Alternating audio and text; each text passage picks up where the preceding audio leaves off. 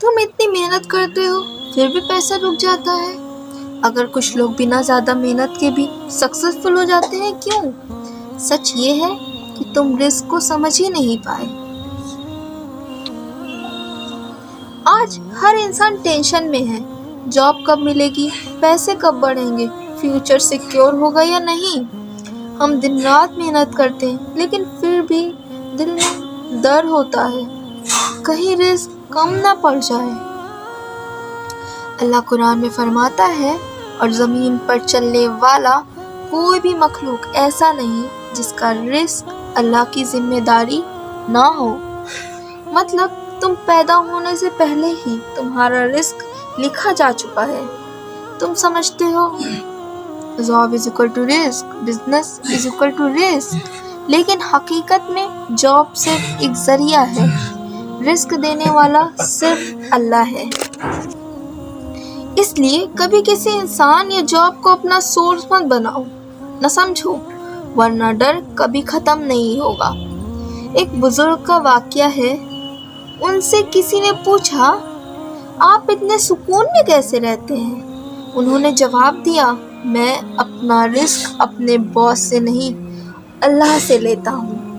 پھر انہوں نے کہا، اگر میرا باس مجھے نکال بھی دے تو میرا رزق کہیں اور سے آ جائے گا، کیونکہ اللہ نے میرا حصہ لکھ دیا ہے۔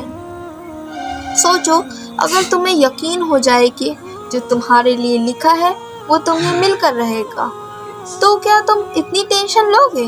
نہیں۔ پرابلم یہ نہیں کہ رزق کم ہے، پرابلم یہ ہے کہ یقین کم ہے۔ اگر رزق بڑھانا ہے تو پہلا تقویٰ یعنی اللہ کا ڈر۔ جو اللہ سے ڈرتے ہیں اللہ ان کے لیے راستہ نکال دیتا ہے۔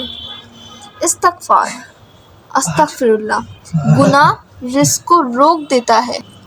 صدقہ، چیریٹی دینے سے کبھی کم نہیں ہوتا۔ چوتھا، توکل، ٹرسٹ ان اللہ۔ جتنا ٹرسٹ ہوگا اتنا زیادہ دل میں سکون ہوگا۔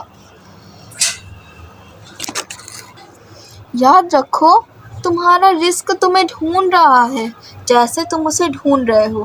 بس تم اللہ پر بھروسہ کرنا سیکھ جاؤ، کیونکہ جس نے تمہیں پیدا کیا ہے وہ تمہیں بھوکا نہیں سونے دے گا۔